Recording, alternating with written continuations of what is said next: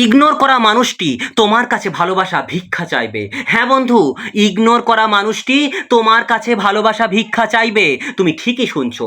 আজ যে মানুষটা তোমার কল কেটে দিচ্ছে, তোমার মেসেজের রিপ্লাই দেওয়ার প্রয়োজন মনে করছে না, যে তোমাকে দেখেও না দেখার ভান করে পাশ কাটিয়ে চলে যাচ্ছে, লিখে রাখো বন্ধু, লিখে রাখো।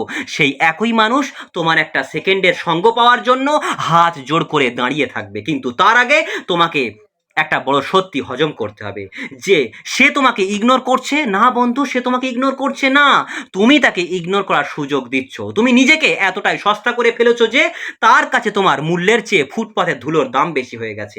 আজ আমি তোমাকে মনস্তত্ত্বের সেই অন্ধকার দিকগুলো দেখাবো যেখানে তুমি নিজের অজান্তেই নিজের কবর খুঁড়ছো। চাণক্য থেকে শুরু করে ওশো, আধুনিক সাইকোলজিস্ট হেলেন ফিশার থেকে জেগ্রাইন ইফেক্ট, সব কিছুর কাটছাঁটা করবো আজ। কেন সে তোমাকে অবহেলা করছে, কেন তোমার চোখের জলের কোনো দাম নেই তার কাছে, আর কিভাবে তুমি সেই একই মানুষের চোখের ঘুম কেড়ে নেবে, তার এ টু জেড বিশ্লেষণ হবে আজকের ভিডিওতে। ভিডিওটি খুব এফেক্টিভ ভিডিও হতে চলেছে, তাই ভিডিওটি শেষ পর্যন্ত দেখতে থাকো। আমি তোমাকে গ্যারেন্টি দিচ্ছি আজকের এই ভিডিওটি তোমার অন্ধকার মনে শুধু আশার আলো জাগাবে না, বরং তোমাকে এমন এক মানুষে পরিণত করবে যে আজ থেকে তুমি ইগনোর হবে না, বরং দুনিয়া তোমাকে নিয়ে মাতামাতি করবে। ভিডিওটি শেষ পর্যন্ত দেখো, কারণ প্রতিটি কথা তোমার হৃদয়ে আঘাত করবে আর তোমাকে বদলে যেতে বাধ্য করবে। অত্যন্ত যুক্তিসম্মত বিশ্লেষণ আমি এখানেই করছি। তো প্রথমেই প্রশ্ন আসা যাক, কেন সে তোমাকে ইগনোর করছে? জেগ্রাইন এফেক্ট কি বলছে? মনোবিজ্ঞানী ব্লুমা জেগ্রাইন বলেছিলেন, মানুষ সেই কাজগুলোকেই বেশি মনে রাখে যা অসমাপ্ত বা অসম্পূর্ণ। তোমার ভুলটা কোথায় জানো? তুমি তোমার ভালোবাসার চ্যাপ্টারটা তার সামনে একদম শেষ করে দিয়েছো। তুমি তাকে বুঝিয়ে দিয়েছো তুমি তার জন্য কতটা ব্যাকুল। হ্যাঁ, দিয়েছো, বুঝিয়ে দিয়েছো তুমি তার জন্য কতটা ব্যাকুল। যখন কোনো মানুষের কাছে আপনার বা তোমার কোনো রহস্য বাকি থাকে না, তখন সে তোমাকে নিয়ে চিন্তা করা বন্ধ করে দেয়। তুমি যখন একটা সিনেমার ট্রেলার দেখো, তোমার কি ইচ্ছে করে পুরো সিনেমাটা দেখার, কিন্তু যদি কেউ তোমার সিনেমা শুরু থেকে শেষ পর্যন্ত পুরো গল্পটা বলে দেয়, তুমি কি আর টিকিট কেটে সিনেমা দেখবে? ম্যাক্সিমাম ক্ষেত্রে আকর্ষণই হারিয়ে যাবে। তুমি এখন ওই সিনেমার যার পুরো গল্প সে জানে সেই সিনেমা হয়ে গেছো, তাই তার কাছে তোমার আর কোনো আকর্ষণ নেই। বিখ্যাত নৃতত্ত্ববিদ হেলেন ফিশার দেখিয়েছেন প্রেম আসলে মস্তিষ্কের রিওয়ার্ড সিস্টেম। কি বললাম? প্রেম বা ভালোবাসা আসলে মস্তিষ্কের রিওয়ার্ড সিস্টেম।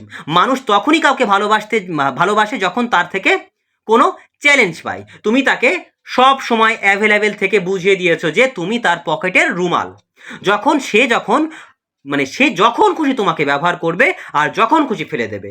তোমার এই অতি উপলব্ধি তার মস্তিষ্কে সেই ডোপামিন ক্ষরণ বন্ধ করে দিয়েছে, যা তাকে তোমার পেছনে ছোটাতো, সেটা বন্ধ হয়ে গেছে।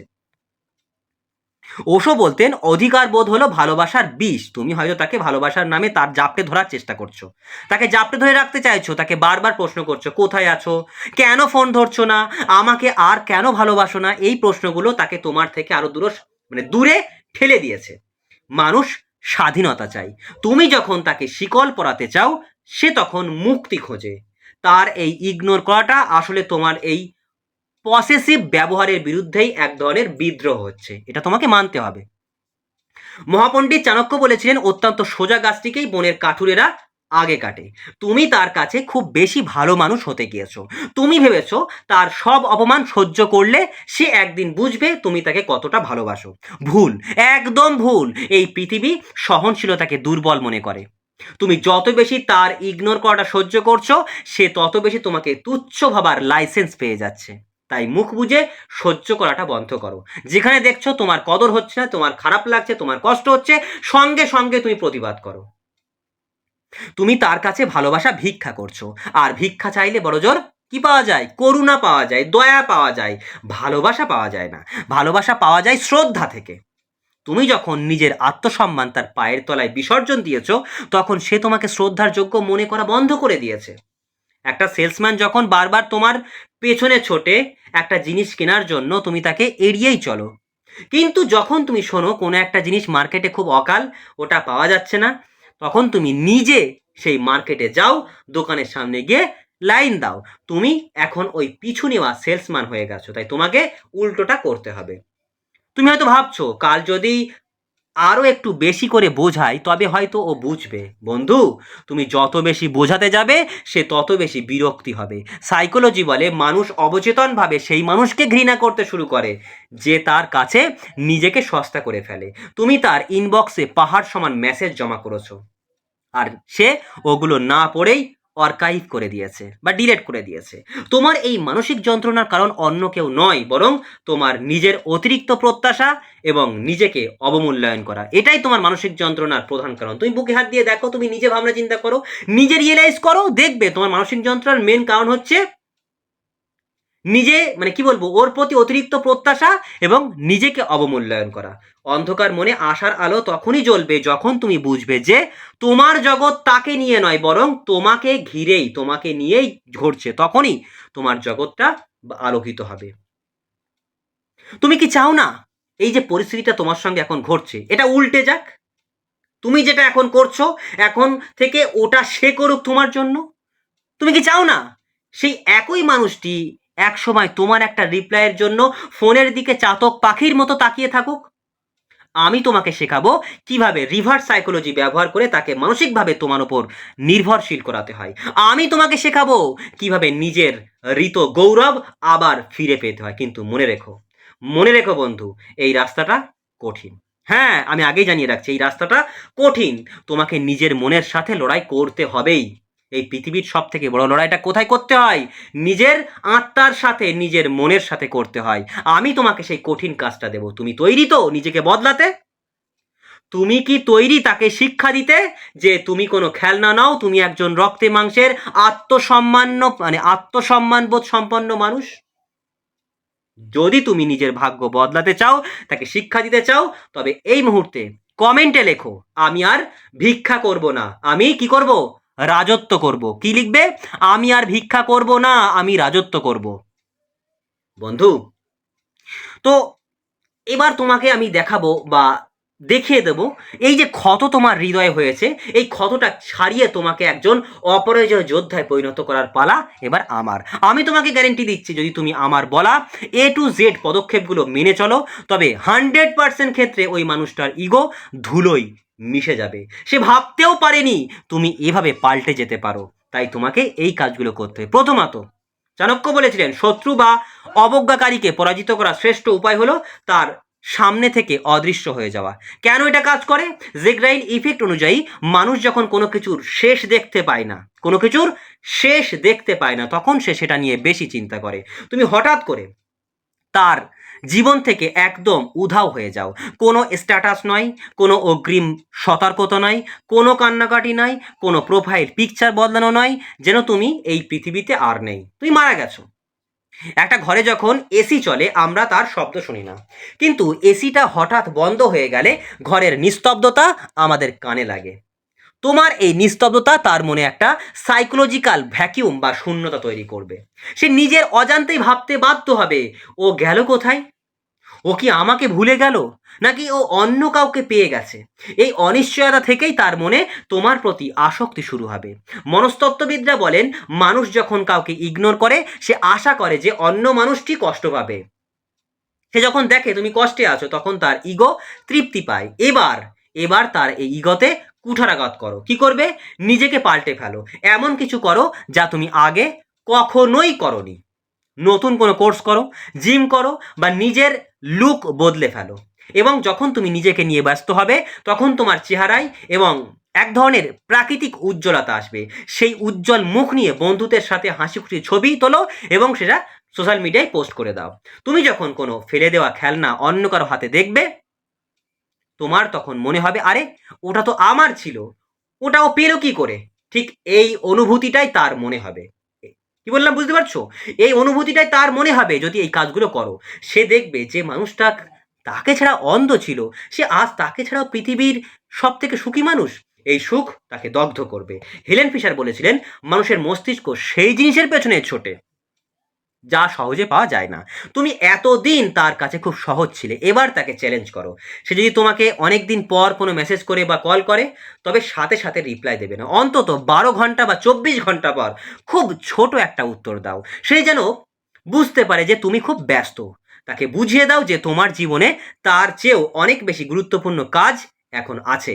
যখন সে দেখবে যে সে আর তোমার প্রায়োরিটি বা প্রধান তালিকায় নেই, তখন সে আবার তোমার মনোযোগ পাওয়ার জন্য ছোট ছোট ইনভেস্টমেন্ট করা শুরু করবে, তোমাকে খুশি রাখার চেষ্টা করবে, তোমাকে ভালো করার চেষ্টা করবে, আরও এনিথিংস করবে, সে তোমাকে খুশি করার চেষ্টা করবে। এভাবেই সে শিকারী থেকে কিসে পরিণত হবে? শিকারে পরিণত হবে। ওশো বলতেন, যদি তুমি একা থাকতে ভয় পাও তবে তুমি কারো ভালোবাসা পাওয়ার যোগ্য নও। তুমি এতদিন একা থাকতে ভয় পেতে, তাই তুমি তার কাছে ভালোবাসা ভিক্ষা করেছো। তাই কি করবে? আজ থেকে একা থাকতে শেখো, নিজের সাথে কথা বলো। যখন তুমি নিজের সঙ্গ উপভোগ করতে শিখবে, তখন তোমার ভেতরে একটা হাই ভ্যালু বা উচ্চমানের ব্যক্তিত্ব তৈরি হবে। মানুষ সবসময় সেই মানুষের সাথে থাকতে চায় যে নিজের ওপর আত্মবিশ্বাসী। তুমি যখন নিজের ওপর নির্ভরশীল হবে, তখন সে নিজেই তোমার কাছে ভিক্ষা চাইবে তোমার একটুখানি সঙ্গ পাওয়ার জন্য। তার সাথে যদি কখনো কথা হয়, তবে কথা শেষ করো, তুমি নিজে নিজে থেকেই শেষ করে দাও। সে কথা শেষ করার আগেই তুমি বলো, আচ্ছা শোনো, আমার একটা জরুরি কাজ আছে, আমি পরে কথা বলছি। একেই বলে ওপেন লুপ। সে সারাদিন ভাববে কি এমন কাজ থাকতে পারে যা তার চেয়েও বেশি জরুরি। এই অতৃপ্তিই তাকে তোমার কাছে ফিরিয়ে আনবে। তো ভিডিওর এই শেষ পর্যায়ে আমি তোমাকে একটাই চরম সত্যি কথা বলতে চাই।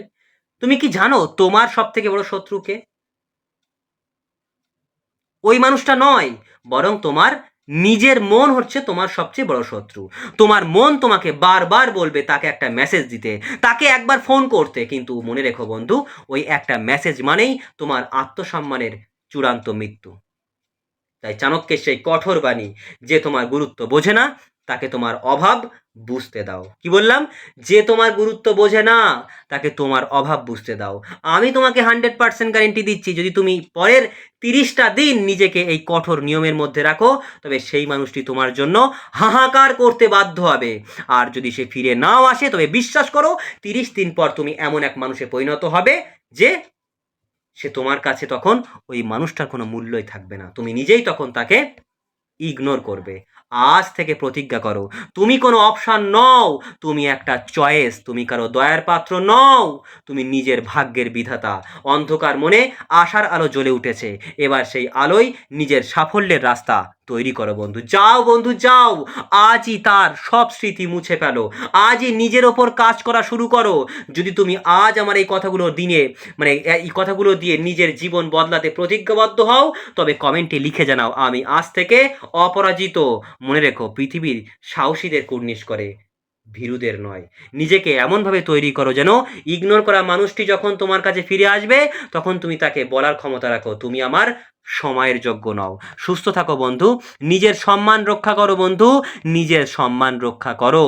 যাওয়ার আগে একটাই শেষ কথা তোমার মনের মণিকোঠায় গেঁথে দিতে চাই বন্ধু, আজ যাকে হারিয়ে ফেলার ভয়ে তুমি প্রতি রাতে বালিশ ভেজাচ্ছ, একবার ঠান্ডা মাথায় ভাবো তো, একটা বার ঠান্ডা মাথায় ভেবে দেখো তো, সে তোমাকে হারানোর ভয় কি এক মুহূর্তের জন্য পেয়েছে? বলো, সে তোমাকে হারানোর ভয় কি একটা মুহূর্তের জন্য পেয়েছে? পাইনি বন্ধু, পাইনি। কারণ তুমি তাকে সেই সুযোগটাই দাওনি। প্রকৃতি একটা অদ্ভুত নিয়মে চলে, তুমি যখন কোনো কিছুকে জোর করে আঁকড়ে ধরবে, সেটা তোমার হাত থেকে পিছলে যাবে। কিন্তু যখন তুমি নিজের হাত দুটো মুক্ত করে দেবে, খুলে দেবে, তখন পুরো আকাশটা তোমার মুঠোয় চলে আসবে। ওশো বলতেন, ভালোবাসা কোনো খাঁচা নয়, ভালোবাসা হলো এমন এক জোড়া ডানা যা তোমাকে উড়তে শেখায়। যে মানুষটা তোমার ডানা ঝটপাটাতে কি বলবো, ডানা ঝাপটাতে দেখেও মুখ ফিরিয়ে নিচ্ছে, সে তোমার আকাশের যোগ্যই ছিল না। তোমার কান্না দেখেও যে চুপ করে থাকছে, তোমার কষ্ট দেখেও যে চুপ করে থাকছে, সে তোমার যোগ্যই ছিল না। মনে রাখবে বন্ধু, চাণক্য নীতি অনুযায়ী যে বিষ নিজের শরীরকে নীল করে দেয়, তাকে উপড়ে ফেলাই হলো বীরত্ব, বুদ্ধিমানের কাজ। আজ হয়তো তোমার মনে হচ্ছে পৃথিবীটা অন্ধকার, কিন্তু বিশ্বাস করো, এই অন্ধকারটাই তোমাকে তোমার ভেতরের নক্ষত্রগুলোকে দেখতে সাহায্য করবে।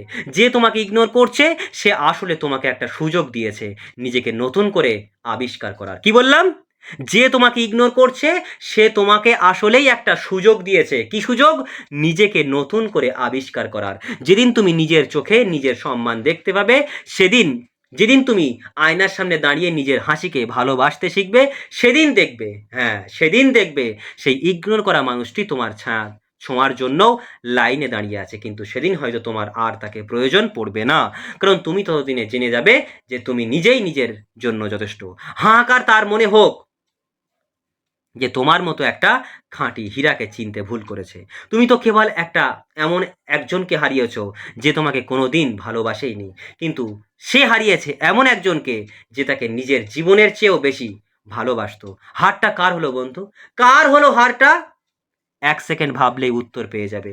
নিজের ওপর ভরসা রাখো বন্ধু। মাথা উঁচু করে বাঁচো।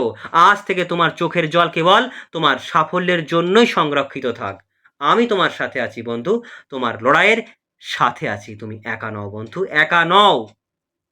ভালো থেকো বন্ধু। নিজের আত্মসম্মানকে সবার উপরে রেখো। দেখা হচ্ছে পরবর্তী ভিডিওতে নতুন কোনো বিজয়ের মন্ত্র নিয়ে।